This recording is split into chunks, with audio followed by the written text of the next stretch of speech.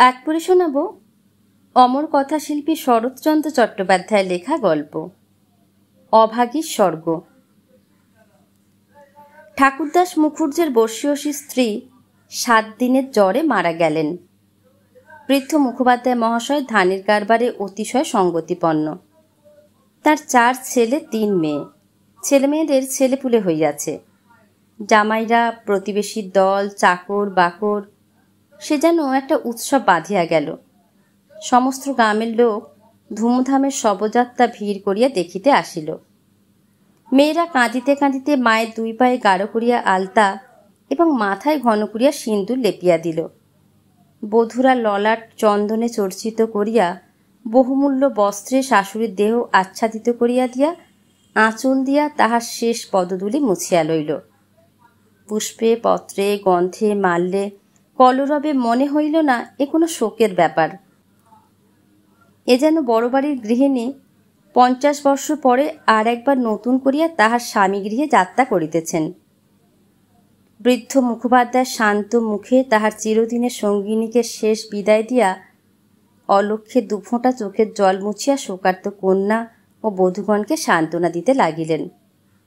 প্রবল হরিধ্বনিতে প্রভাত আকাশ আলোড়িত করিয়া সমস্ত গ্রাম সঙ্গে সঙ্গে চলিল। আরেকটি প্রাণী দূরে থাকিয়া এই দলের সঙ্গী হইল। সে কাঙালির মা। সে তাহার কুঠির প্রাঙ্গণের গোটাকয়েক বেগুন তুলিয়া এই পথে হাটে চলিয়াছিল। এই দৃশ্য দেখিয়া আর নড়িতে পারিল না। রহিল তাহার হাটে যাওয়া, রহিল তাহার আঁচলে বেগুন বাঁধা। সে চোখের জল মুছিতে মুছিতে সকলের পিছনে শ্মশানে আসিয়া উপস্থিত হইল। গ্রামের একান্তে গরুর নদীর তীরে শ্মশান। সেখানে পূর্বাহ্নেই কাঠের ভার, চন্দনের টুকরো, ঘৃত, মধু, ধূপ, ধূনা প্রভৃতি উপকরণ সঞ্চিত হইয়াছিল। কাঙালির মা ছোট জাত, দুলের মেয়ে বলিয়া কাছে যাইতে সাহস পাইল না। তফাতে একটা উঁচু ঢিপির মধ্যে দাঁড়াইয়া সমস্ত অন্ত্যেষ্টিক্রিয়া প্রথম হইতে শেষ পর্যন্ত উৎসুক আগ্রহে চোখ বিলিয়া দেখিতে লাগিল। প্রশস্ত ও পর্যাপ্ত চিতার পরে যখন সব স্থাপিত করা হইল, তখন তাহার রাঙা পা দুখানি দেখিয়া তাহার 2 চক্ষু জুড়াইয়া গেল। ইচ্ছা হইল ছুটিয়া গিয়া 1 বিন্দু আলতা মুছাইয়া লইয়া মাথায় দেয়। বহুকণ্ঠের হরিধ্বনির সহিত পুত্রহস্তের মন্ত্রপুত অগ্নি যখন সংযোজিত হইল, তখন তাহার চোখ দিয়া ঝরঝর করিয়া জল পড়িতে লাগিল। মনে মনে বারবার বলিতে লাগিল, ভাগ্যমানী মা, তুমি স্বর্গে যাচ্ছ, আমাকেও আশীর্বাদ করে যাও, আমিও যেন এমনি কাঙালির হাতের আগুনটুকু পাই। ছেলের হাতের আগুন, সে তো সোজা কথা নয়। স্বামী, পুত্র, কন্যা, নাতি নাতনি, দাস দাসী, পরিজন সমস্ত উজ্জ্বল রাখিয়া এই যে স্বর্গারোহণ, দেখিয়া তার বুক ফুলিয়া উঠিতে লাগিল। এ সৌভাগ্যের সে যেন ইয়াত্রা করিতে পারিল না। সদ্য প্রজ্বলিত চিতার অজস্র ধোঁয়া নীল রঙের ছায়া ফেলিয়া ঘুরিয়া ঘুরিয়া আকাশে উঠিতেছিল। কাঙালির মা ইহারই মধ্যে ছোট একখানি রথের চেহারা যেন স্পষ্ট দেখিতে পাইল। গায়ে তাহার কত না ছবি আঁকা, চূড়ায় তাহার কত না লতা পাতা জড়ানো। ভিতরে কে যেন বসিয়া আছে। মুখ তাহার চেনা যায় না, কিন্তু সিঁথায় তাহার সিঁদুরের রেখা, পদতল দুটি আলতায় রাঙানো। ঊর্ধ্বদৃষ্টে চাহিয়া কাঙালির মায়ের 2 চোখ অশ্রুর ধারা বহিতেছিল। এমন সময়ে একটি বছর 14-15 ছেলে তার আঁচলে টান দিয়া কহিল, হেতায় তুই দাঁড়িয়ে আছিস মা, ভাত রাঁধবি নে? মা চমকিয়া ফিরিয়া চাহিয়া কহিল, রাঁধব ক্ষণ রে।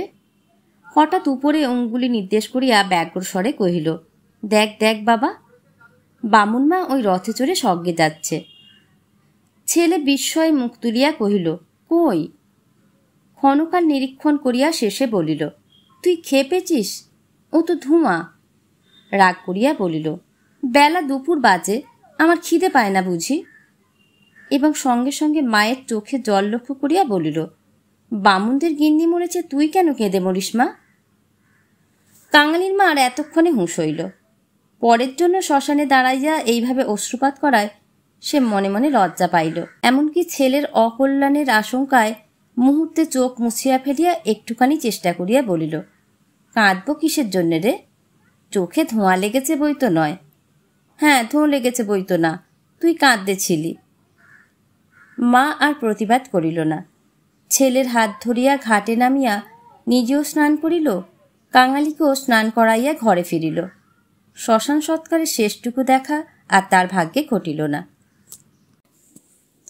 সন্তানের নামকরণকালে পিতামাতার মূঢ়তায় বিধাতা পুরুষ অন্তরিক্ষে থাকিয়া অধিকাংশ সময়ে শুধু হাস্য করিয়াই ক্ষান্ত হন না, তীব্র প্রতিবাদ করেন। তাই তাহাদের সমস্ত জীবনটা তাহাদের নিজের নামগুলাকেই যেন আমরণ ভ্যাংচাইয়া চলিতে থাকে। কাঙালির মার জীবনের ইতিহাস ছোট, কিন্তু সেই ছোট কাঙাল জীবনটুকু বিধাতার এই পরিহাসের হাত হইতে অব্যাহতি লাভ করিয়াছিল। তাহাকে জন্ম দিয়া মা মরিয়াছিল, বাপ রাগ করিয়া নাম দিল অভাগী।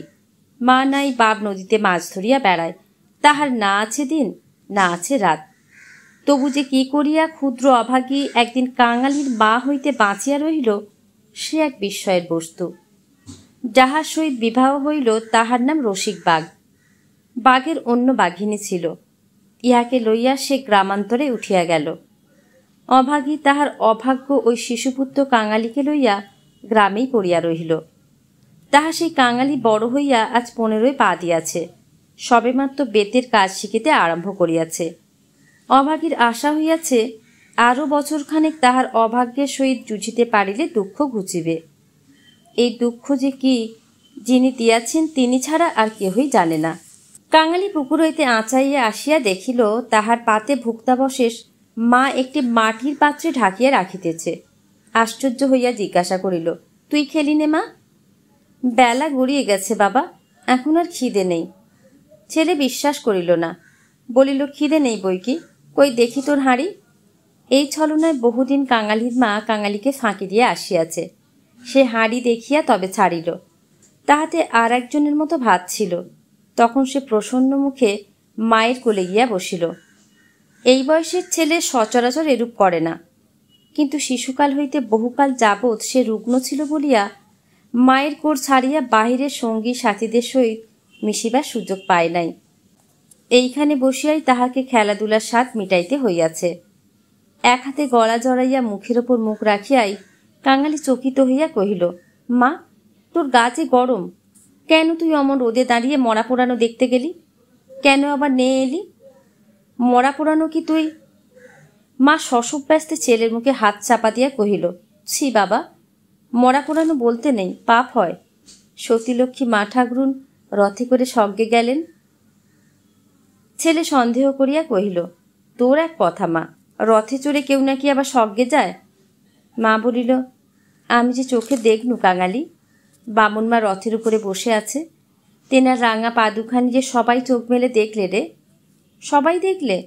সবাই দেখলে। কাঙালি মায়ের বুকে ঠেস দিয়া বসিয়া ভাবিতে লাগিল। মাকে বিশ্বাস করাই তাহার অভ্যাস। বিশ্বাস করিতেই সে শিশুকাল হইতে শিক্ষা করিয়াছে। সেই মা যখন বলিতেছে সবাই চোখ মিলিয়া এত বড় ব্যাপার দেখিয়াছে, তখন অবিশ্বাস করিবার আর কিছু নাই।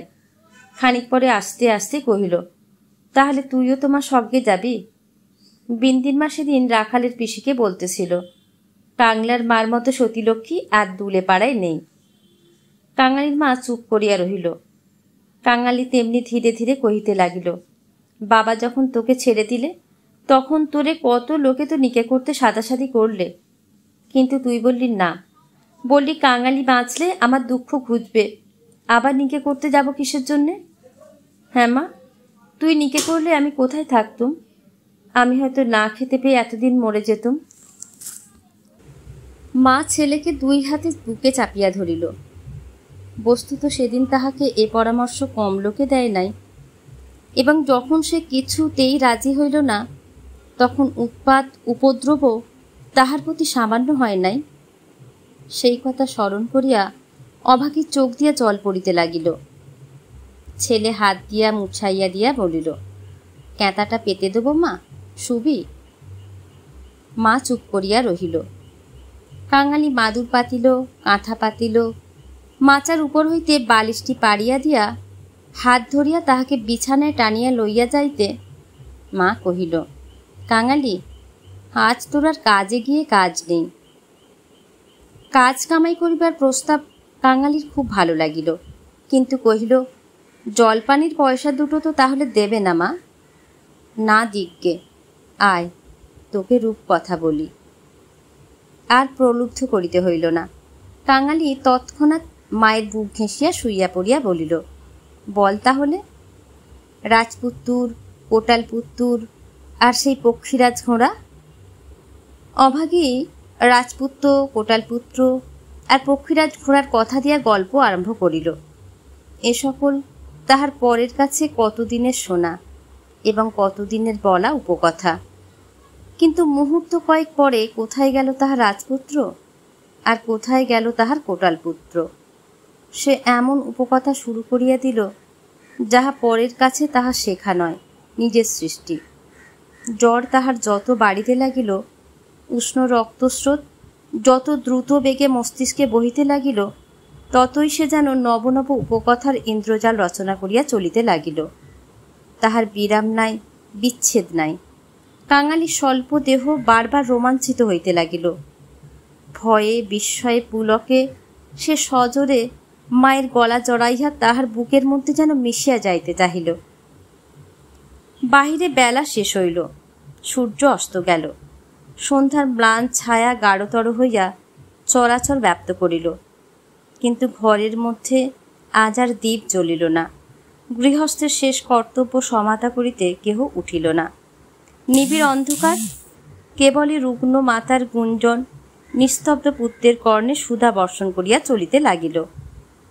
সেই শ্মশান ও শ্মশান যাত্রার কাহিনী, সেই রথ, সেই রাঙা পা দুটি, সেই তার স্বর্গে যাওয়া। কেমন করিয়া শোকার্ত স্বামী শেষ পদধূলি দিয়া কাঁদিয়া বিদায় দিলেন, কি করিয়া হরিধ্বনি দিয়া ছেলেরা মাতাকে বহন করিয়া লইয়া গেল। তারপরে সন্তানের হাতের আগুন, সে আগুন তো আগুন নয় কাঙালি, সেই তো হরি। আর আকাশ জোড়া ধোঁয়া তো ধোঁয়া নয় বাবা, সেই তো স্বর্গের রথ। কাঙালি চরণ, বাবা আমার। কেন মা? তোর হাতের আগুন যদি পাই বাবা, বামুনমার মতো আমিও স্বর্গে যেতে পাবো। কাঙালি অস্ফুটে শুধু কহিল, যা, বলতে নেই। মা সে কথা বোধহয় শুনিতেও পাইল না।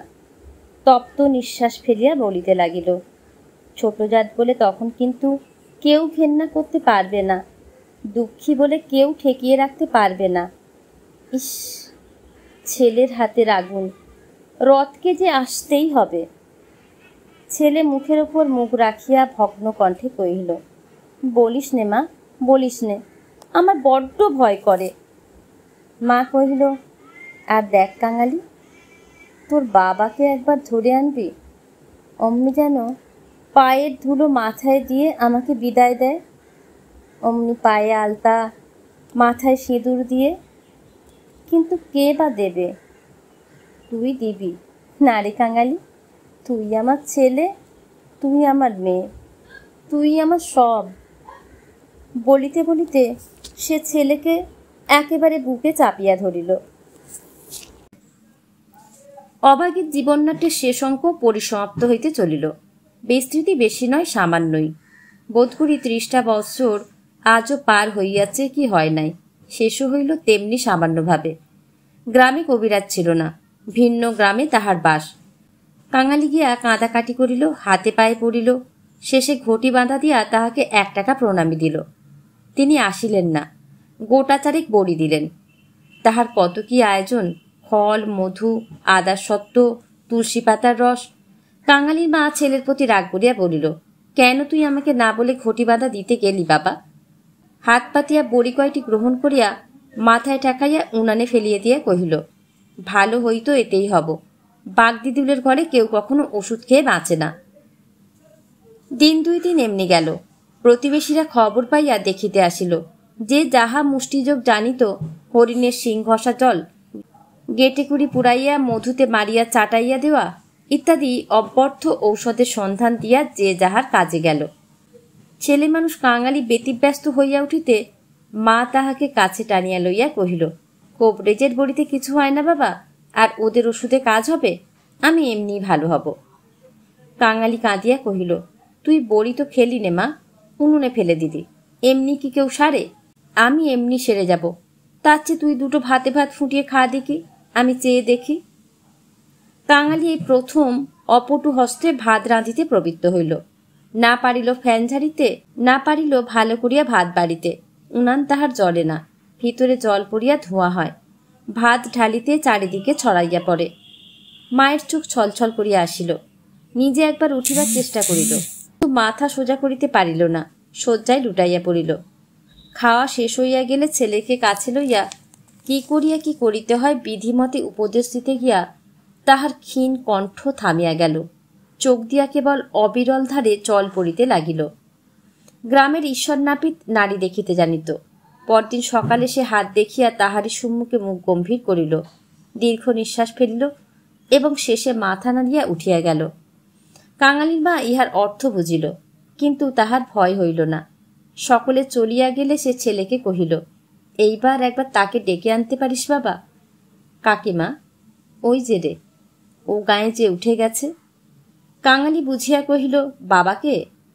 অভাগী চুপ করিয়া রহিল। কাঙালি বলিল, সে আসবে কেন মা? অভাগী নিজেরই যথেষ্ট সন্দেহ ছিল, তথাপি আস্তে আস্তে কহিল, গিয়ে বলবি মা শুধু একটু তোমার পায়ের ধুলো চায়। সে তখনই যাইতে উদ্যত হইলে সে তাহার হাতটা ধরিয়া ফেলিয়া বলিল, একটু কাঁদা কাটা করিস বাবা, বলিস মা যাচ্ছে। একটু থামিয়া কহিল, ফেরবার পথে অমনি নাপতে বৌদির কাছ থেকে একটু আলতা চেয়ে আনিস কাঙালি, আমার নাম করলেই সে দেবে। আমাকে বড় ভালোবাসে। জ্বর হওয়া অবধি মায়ের মুখে এই কয়টা জিনিসের কথা এতবার এত রকম করিয়া শুনিয়াছে যে সে সেইখান হইতেই কাঁদিতে কাঁদিতে যাত্রা করিল। পরদিন রসিক দুলে সময় মতো যখন আসিয়া উপস্থিত হইল, তখন অভাগীর আর বড় জ্ঞান নাই। মুখের পরে মরণের ছায়া পড়িয়াছে। চোখের দৃষ্টি এ সংসারের কাজ সারিয়া কোথায় কোন অজানা দেশে চলিয়া গিয়াছে। কাঙালি কাঁদিয়া কহিল, মা গো, বাবা এসেছে, পায়ের ধুলো নেবে যে। মা হয়তো বুঝিল, হয়তো বুঝিল না, হয়তোবা তাহার গভীর শঙ্কিত বাসনা সংস্কারের মতো তাহার আচ্ছন্ন চেতনায় ঘা দিল। এই মৃত্যু পথযাত্রী অবশ বাহুখানি শয্যার বাহিরে বাড়াইয়া হাত পাতিল। রসিক হতবুদ্ধির মতো দাঁড়াইয়া রহিল। পৃথিবীতে তাহারও পায়ের ধুলোর প্রয়োজন আছে, ইহাও কেহ চাহিতে পারে, তাহা তাহার কল্পনার অতীত। বিন্দির পিসি দাঁড়াইয়াছিল। সে কহিল, দাও বাবা, দাও পায়ের ধুলো। রসিক অগ্রসর হইয়া আসিল। জীবনে সে স্ত্রীকে ভালোবাসা দেয় নাই, অসন বসন দেয় নাই, কোনো খোঁজ খবরও করে নাই। মরণকালে তাহাকে একটু পায়ের ধুলো দিতে গিয়া কাঁদিয়া ফেলিল। রাখালের মা বলিল, এমন সতীলক্ষ্মী বামুন কায়েতের ঘরে না জন্মে আমাদের দুলের ঘরে জন্মালো কেন? এইবার ওর একটু গতি করে দাও বাবা। কাংলার হাতে আগুনের লোভেও যেন প্রাণটা দিলে। অভাগীর অভাগ্যের দেবতা অগোচরে বসিয়া কি ভাবিলেন জানি না, ছেলে মানুষ কাঙালির বুকে গিয়া এ কথা যেন তীরের মতো বিঁধিল। এদিন দিনের বেলাটা কাটিল, প্রথম রাত্রিটাও কাটিল, কিন্তু প্রভাতে কাঙালির মা আর অপেক্ষা করিতে পারিল না। কি জানি এত ছোট জাতের জন্য স্বর্গে রথের ব্যবস্থা আছে কিনা, কিংবা অন্ধকারে পায়ে হাঁটিয়াই তাহাদের রওনা হইতে হয়। কিন্তু এটা বোঝা গেল, রাত্রি শেষ না হইতে এ দুনিয়া সে ত্যাগ করিয়া গিয়াছে। কুটির প্রাঙ্গণে একটা বেল গাছ, একটা কুড়ুল চাহিয়া আনিয়া রসিক ঘা দিয়াছে কি দেয় নাই।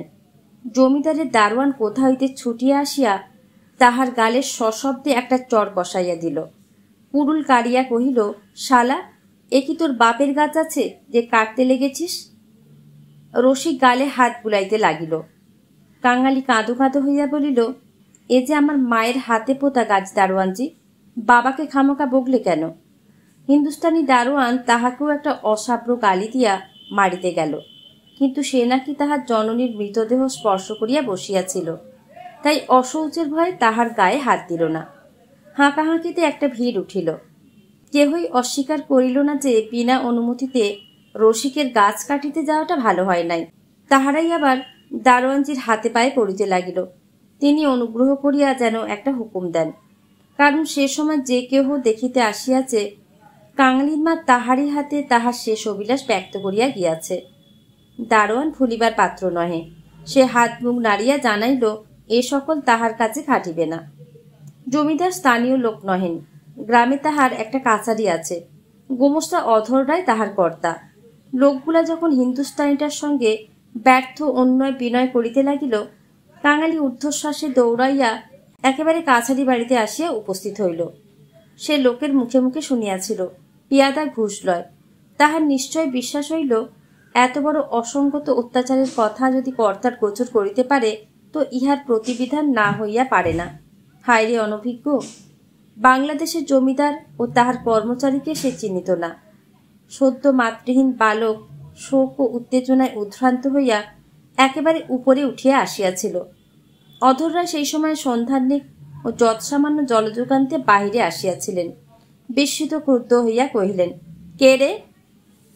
আমি কাঙালি। দারোয়ানজি আমার বাবাকে মেরেছে, বেশ করেছে। হারামজাদা খাজনা দেয়নি বুঝি? কাঙালি কহিল, না বাবু মশাই, বাবা গাছ কাটতেছিল, আমার মা মরেছে। বলিতে বলিতে সে কান্না চাপিতে পারিল না। সকালবেলায় কান্না কাটিতে অধর অত্যন্ত বিরক্ত হইলেন। ছোঁড়া মরা ছুঁইয়া আসিয়াছে, কি জানি এখানকার কিছু ছুঁইয়া ফেলিল নাকি। ধমক দিয়া বলিলেন, মা মরেছে তো যা নিচে নেবে দাঁড়া। ওরে কে আছিস রে? এখানে একটু গোবর জল ছড়িয়ে দে। কি জাতের ছেলে তুই? কাঙালি সভয়ে প্রাঙ্গণে নামিয়া দাঁড়াইয়া কহিল, আমরা দুলে। অধর কহিলেন, দুলে? দুলের মরায় কাঠ কি হবে শুনি? কাঙালি বলিল, মা যে আমাকে আগুন দিতে বলে গেছেন। তুমি জিজ্ঞেস করো না বাবু মশাই, মা যে সবাইকে বলে গেছে, সকলে শুনেছে যে। মায়ের কথা বলিতে গিয়া তাহার অনুক্ষণের সমস্ত অনুরোধ উপরোধ মুহূর্তে স্মরণ হইয়া কণ্ঠ যেন তাহার কান্নায় ফাটিয়া পড়িতে চাহিল। অধর কহিলেন, মাকে পোড়াবি তো গাছের দাম 5টা টাকা আনগে, পারবি? কাঙালি জানিত তাহা অসম্ভব।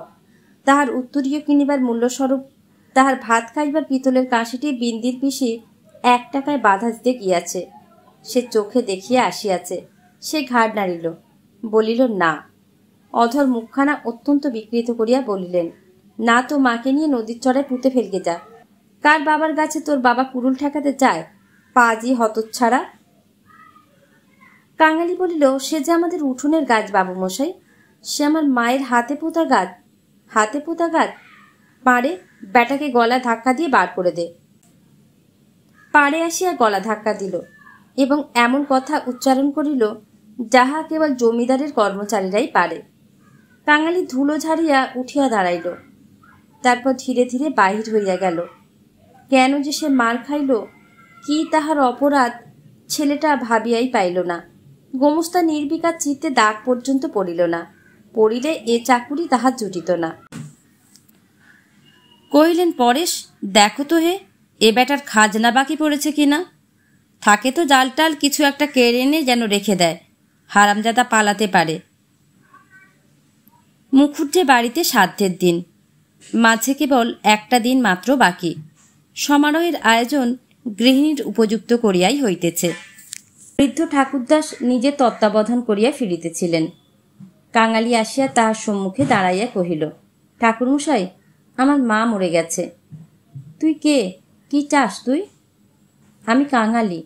মা বলে গেছেন তেনাকে আগুন দিতে, তা দিগে না।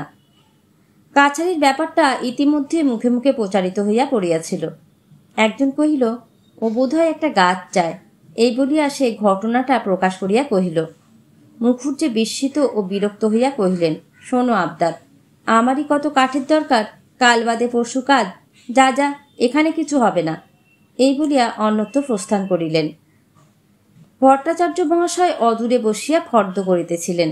তিনি বলিলেন, তোদের যেতে কে কবে আবার পোড়ায় রে? মুখে একটু নুড়ো জেলে দিয়ে নদীর চড়ায় মাটি দিকে যা। মুখোপাধ্যায় মহাশয়ের বড় ছেলে ব্যস্ত সমস্তভাবে এই পথে কোথায় যাইতেছিলেন। তিনি কান খাড়া করিয়া একটু শুনিয়া কহিলেন, দেখছেন ভট্টাচার্য মশাই, সব প্যাটারাই এখন বামুন কায়েত হতে চায়। বলিয়া কাজের ফাঁকে আর কোথায় চলিয়া গেলেন। কাঙালি আর প্রার্থনা করিল না। এই ঘণ্টা দুয়েকের অভিজ্ঞতায় সংসারে সে যেন একেবারে বুড়া হইয়া গিয়াছিল। নিঃশব্দে ধীরে ধীরে তাহার মরা মায়ের কাছে গিয়া উপস্থিত হইল। নদীর চরে গর্ত খুঁড়িয়া অভাগীকে শোয়ানো হইল। রাখালের মা কাঙালির হাতে একটা খড়ের আঁটি জ্বালিয়া দিয়া তাহারই হাত ধরিয়া মায়ের মুখে স্পর্শ করাইয়া ফেলিয়া দিল। তারপরে সকলে মিলিয়া মাটি চাপা দিয়া কাঙালির মায়ের শেষ চিহ্ন বিলুপ্ত করিয়া দিল। সবাই সকল কাজে ব্যস্ত। শুধু সেই পোড়া খড়ের আঁটি হইতে যে স্বল্প ধোঁয়াটুকু ঘুরিয়া ঘুরিয়া আকাশে উঠিতেছিল, তাহারই প্রতি পলক পাতিয়া কাঙালি ঊর্ধ্বদৃষ্টে স্তব্ধ হইয়া চাহিয়া রহিল।